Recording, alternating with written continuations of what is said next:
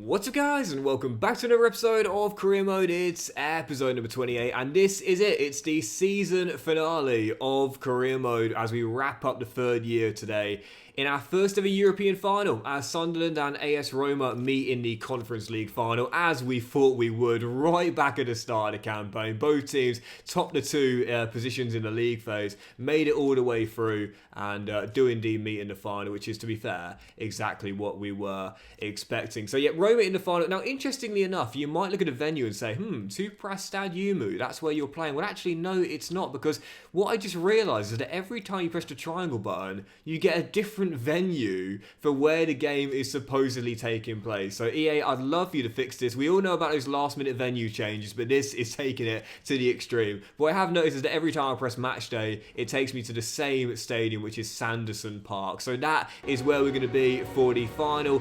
Generic stadium for the Conference League final, and based on the design of this stadium, not sure exactly where it would be, but heading into this one here, just the one change to our lineup, as we will have Burrow starting at left back at Gudmundsson, and this will be our team for the Conference League final. So let's just jump right into it. It is the Conference League final. Roma, of course, won it back in 2021, but for Sunderland, this is our first ever European final. So heading into it, I personally would say we were slight favourites. Roma finished 6th in the Serie A this year, so they need to win this to qualify for the Europa League. But based on our season, finishing in the top 4, qualifying for the Champions League, the pressure is off for this final. We don't need to win it, but I would love to end Sunderland's decades-long wait for a major honour and win their first ever European trophy. Let's go and do it. It is the Conference League final, Roma versus Sunderland.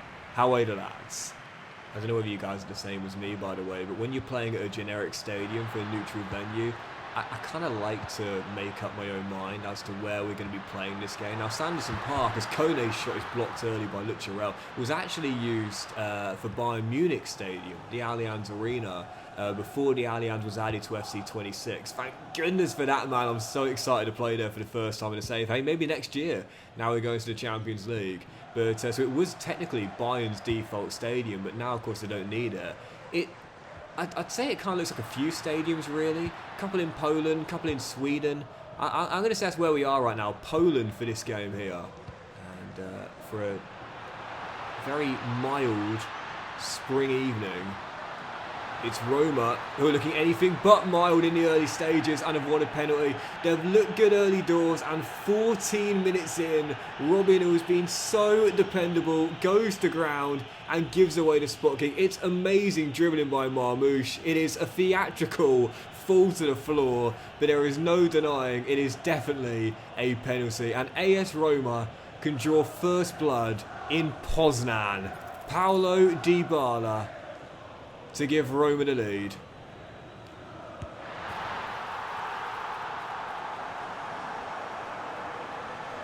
One-time winners going for their second. Paulo Dybala puts Roma into the lead in Poland. The worst possible start for Sunderland. This is something I'm trying to work on in my commentaries. Sometimes I like it when the commentators will go quiet directly after the ball's hit the back of the net and you can hear the volume of the crowd celebrating the goal. I love that on radio commentary as well, man. Like I'm a massive radio commentary fan. Sometimes I watch games on TV, but with radio commentary. I'm old school. But yeah, Dybala right now has been a big reason why Roma are where they are right now. Not just leading tonight, but in the final in general. Oh, as Chris Rigg almost continued his scintillating form to give us the leveller. But we were behind against Stade Brestois twice, and we still came through to the final. We might be down, but we're definitely not out. I ain't panicking. I mean, we've been in this position plenty of times before. And we've came from behind to win several of those times. And again, like in the last round against Stade Brestois, for example. So, there's no reason we can't do it again. But the danger is that at the moment, coming out in this game, Roma have looked brilliant on Roos. For a second there, I thought he just fumbled that easy shot to claim, but actually, I think it probably took a deflection on the way through and probably did well to readjust his body to turn it behind for a corner. Fair play, Robin. Still 1-0, and Roma are looking the better team early. Well, I said we were slight favourites. The game has not started off that way. AS Roma in front and almost doubling the advantage. And to keep this up, they definitely will go 2 goals up. There's that cross is blocked, but he'll drop back to his man. Siddiqui just about gets it away.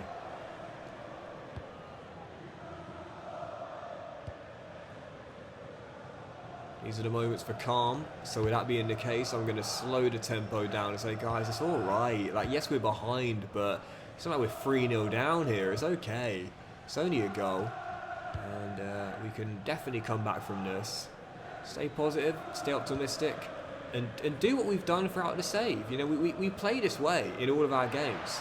And it's what's got us to a European final. It's what's got us to the Champions League. It's what's going to get us back on level terms. Come on.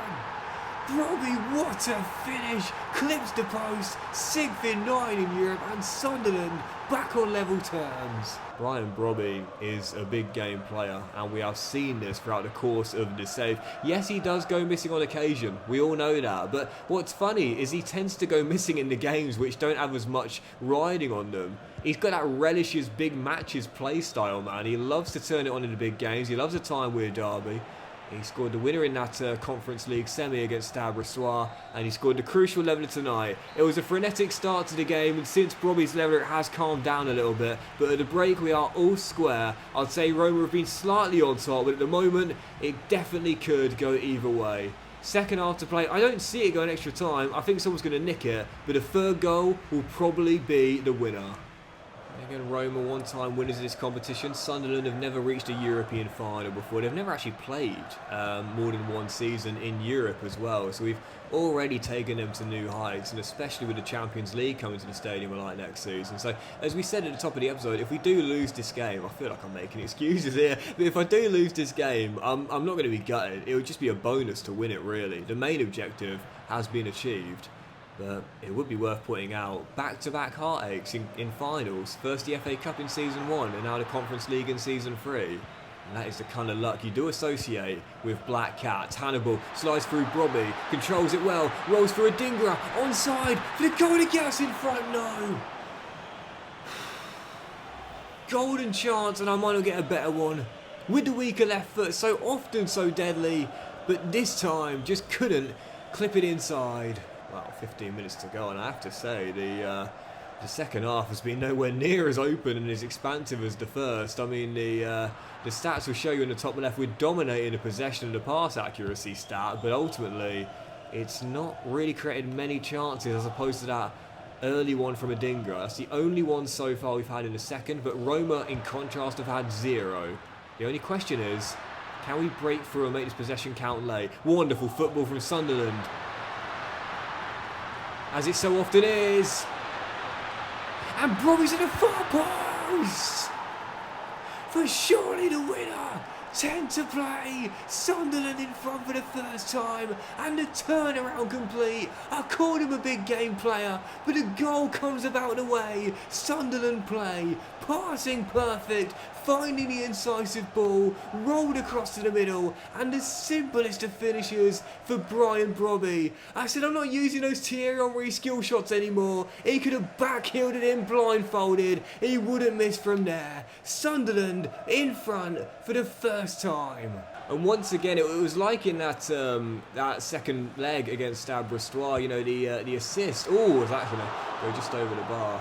The assist wasn't actually the key pass there. It was the ball that was played through first time, which I think was from Rig. But again, it just goes to show you, man, the stat sheet doesn't always show. Oh, what a I thought I was going to release Brobby there. Doesn't always show you the most important phase of play, and it's why you can't always read too much into the stats. Or was it Hannibal again? I'm not sure, but anyway, Roma now sensing desperation. They need a goal. They might get one. Roos with the save. And with 5 to play, we are desperately trying to cling on to that Conference League. Right, Dan's going to come on for Rig, going to play a high-energy midfield trio there. I'm going to bring on Talby for Adingra on that left-hand side. But I've waited all this time to make my 2 substitutions, because to be fair, we've had a really solid game out there. I'd say Roma have been just as good as us. It could go either way, and as Roos claims that there. It does look as... Oh, who's gone down? Who's gone? Is that Harrison who's just gone down there? Thankfully, it's the end of the season, so we're not too bothered about it, but...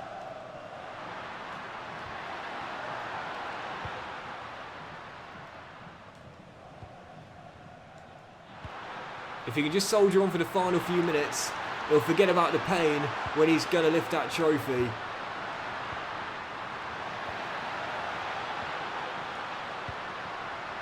Because this is going to be game. Oh yes, what a finish. Sunderland have won the Conference League. The late goal celebration has glitched out, but you don't need to worry about that, because we are going to celebrate our first ever European final. Towie off the bench wraps it up with a brilliant finish, and the Black Cats have come from behind to win their first ever European trophy. What a night in Poznan, what a run to the final, what a contest, and what a way to end a decades-long wait for a major honour with Sunderland. It was heartbreaking season 1 in the FA Cup final, but tonight, despite conceding early, I said, boys, don't recede into yourself, play your normal game. It's how we got the second, it's how we've got the win. Sunderland have won the Conference League.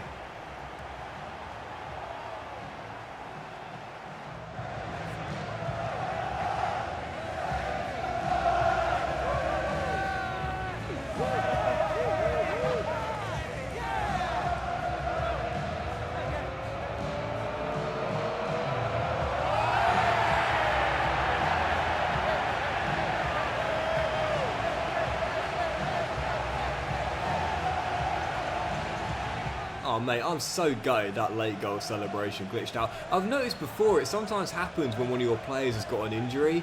Now I kind of wish I would have subbed Burrows off, but even so, it is the win for Sunderland, and whilst we don't get those late goal celebrations, we do get the trophy ones as Sunderland come from behind to beat Roma in an epic Conference League final. And really, it could have gone either way. To Roma's credit, they played just as well as us. They had just as many shots. I imagine the XG was very similar as well. But it was the possession stat, really. We had a lot more of the ball, and in the end, we made it count for the second goal and got our third with a wonderful little move inside and a brilliant finish from Taube off the bench, off balance as well. So that is that. Sunderland beat Roma in the Conference League final. I said right at the start I was sure we'd meet in the final, and we did. Played out a thriller, but Sunderland have won their first ever major European honour, and don't it feel good? Get it? Because again, it was after the heartache of season 1, man. I was gutted to lose the FA Cup finals of Man City, where I didn't really think we played very well, to be fair. But tonight we had a really good game, and it would have been disappointing to have not got over the hurdle this time around. So again, it was just a bonus after qualifying for the Champions League, but it's certainly a lovely bonus to get. Lads have wrote themselves into folklore. I'd like to think I have as well. And Sunderland have won the Conference League. Oh, how about this as well? Alright, I'll say it. We need Docs at Atletico Madrid. I know how it sounds, but I generally think Docs could do a good job and take us to the next level. Well, I said I wasn't going to leave Sunderland until we'd won them a major honour and qualified for the Champions League. But I've got to play at least one season in the Champions League. I mean, sure, don't get me wrong, you know, in my main career modes, for those of you who are new to the channel, we do move on at some point, but it's normally not until we've won a major honour. Granted, we've just done that, but I think with the team we've got right now, I mean, I know there's going to be a lot of opportunities for me. I know there'll be a lot of interest, but I want to continue the project, man. I don't think we're done here at Sunderland, not yet. And so, as we take a look at who won what around the world, starting with the Carabao Cup, where, as I always said, there's no shame in getting knocked out by the winners, and that's what happened. Liverpool, Carabao Cup winners this year. And in the FA Cup, was it the same once again? Knocked out by Brentford in the last day, going to the final, but Arsenal winning a London derby to win the FA Cup this season. And of course, you just saw the Conference League, where, yeah, I'm not surprised by what happened, man. I really did feel right at the start it was going to be us versus Roma in the final if we didn't meet prior to that. It's exactly what happened, as we did indeed run out winners as Sunderland pick up their first major honour since 1973. And as for the Europa League, which we're bypassing for next season, in the end it was a Fiorentina-Strasbourg final, and the Italian side ran out winners 1-0 to win Europe's silver competition this season. And now, you know, we will be playing Champions League football next season after bypassing the Europa League. This is the calibre of teams we'll be facing next season, and I can't see us going all the way to win this. It was a Liverpool versus Barcelona final this year, and Barcelona ran out winners by a single goal to nil to win this year's Champions League. And I'm going to do some other leagues whilst I'm here, where Frank Lampard has got Coventry to the Premier League. Will it happen in real life as well? Can I just say, justice. Justice. I've been defending Frank Lampard since his managerial career began, and I'm so happy he's doing well there with the Sky Blues. But they're up to the Premier League, and it's also going to be Burnley who won the playoffs against Sheffield United to return to the Premier League. And I'll do the top ones I've got loaded. PSG were winners of Ligue 1 this season. Stade Brest, we met in the semis, in the end finished in 5th place this season. For the Bundesliga, Wolfsburg, champions for the first time since 2011, I want to say, something like that. 7 clear of Dortmund, Leverkusen 3rd, and Bayern dropping to 4th this year. As for the Serie A, we saw it recently. Inter, champions, Roma themselves finished in 6th place as the Champions League was locked up by Juve, Atalanta, and AC Milan. And as for La Liga, well, Arteta sacked after finishing in 2nd, 1 point behind Barca, Real 3rd, and Athletic Bilbao in 4th. And so the last thing we'll do to end Season 3 is take one final look at the team and the squad as a whole with their statistics and range of attributes, where I have to say, what a team we are building here with Sunderland, and I think we're ready for the next step as well. We're a Champions League team now. When you look at the lineup as well, yes, we lost Wharton, yes, we lost Diarra, but genuinely, apart from the lack of depth, which isn't really an issue due to the lack of injuries we've been getting with the way that Carimo plays now, yeah, it's a really good team. Like, this is not the Sunderland team we began with. This is a really, really solid team, and we should be playing Champions League football. We should be competing for major honours. That's exactly what we've done this season. So heading into Season 4, as always, guys, any transfer targets for me to help us take the next step, then please leave them in the comments. But genuinely, I think the most important signings are going to be signings of contract extensions, because in the summer, I'll definitely be asking Robin, I'll definitely be asking Lucharel, I'll definitely be asking Brian, that's for sure. So come and meet me in my office and get a contract extension. The one thing I am thinking about doing for next season, I have teased this, is maybe starting Anthony next year. He's been out on loan in Turkey. He's grown a combined 13 ratings, and whilst he is 5 below Harrison and Goodmanson, whilst he's the youngest of all three by quite some distance, I think this might be the first youth player we have getting meaningful minutes in the save. Nordy is going to go. Don't forget he's joining Arsenal when the window opens. But yeah, other than a new backup centre-half, as we assume that Maxime will start next season, where should we look for new signings in the summer transfer window? Guys, any transfer targets whatsoever, leave them in the comment section down below, because if we are to stay in the Champions League and try and go far in it and go for our first domestic honours as well, we will definitely need some improving and a bit more depth as well, no doubt about that. But I was pleased with the season, couldn't not be pleased with it really. Top 4 finish, 3rd place in the Premier League, qualifying to Champions League for the first time in club history, winning a Conference League as well. The only letdown really was the bottle in the FA Cup. We should have made Wembley. We should have got to the semis, but I absolutely blew it. But considering the difficulty of losing Wharton and Diarra midway through the season, 2 of our best players, well, what a great replacement we found in Hannibal, but also recalling Chris Rigg as well. And as for the front three, a few more goals this season, thankfully. Adingra and Fatawu, absolutely sublime. The latter, of course, making the team of the season as well. And for Brian Brobby, talk about doing it in the biggest of games with that crucial goal to put us in front late in that Conference League final. I guess the only question as well, Talby and Adingra, who starts next season, man? It's so hard to choose between them. They are both so good.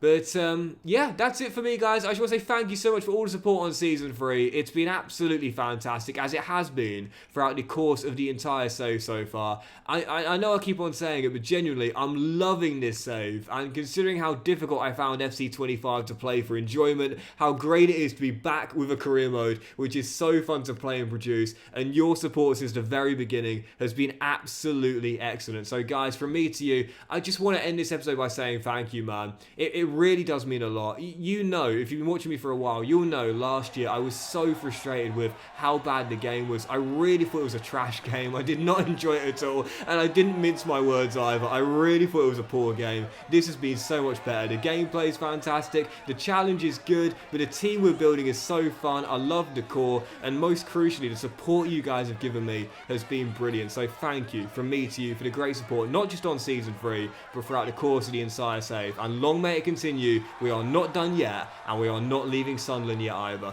Thanks for watching Season 3, guys. Much love to you all, and I'll see you for the start of Season 4 coming tomorrow morning, where we'll kick the new campaign off and celebrate Sunderland playing Champions League football with a quadruple upload weekend. Have a great Friday night, guys, and enjoy the goal of the season compilation, and I'll see you for a brand new season, Sunderland in prime time, tomorrow morning. This is not a phase, my dear. Time heals the moment, but our hearts were frozen, don't disappear.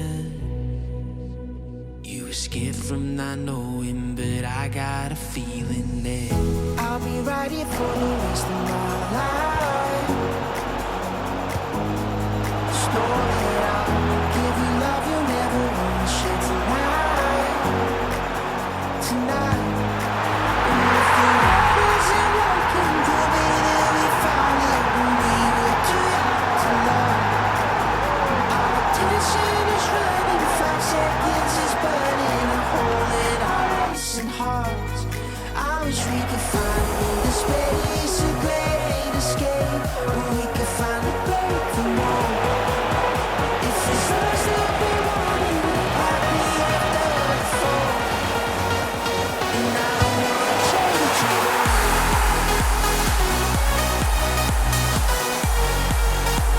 And I don't wanna change it all.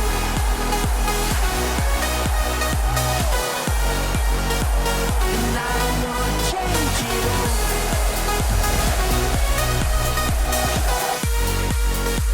And I don't wanna change it all.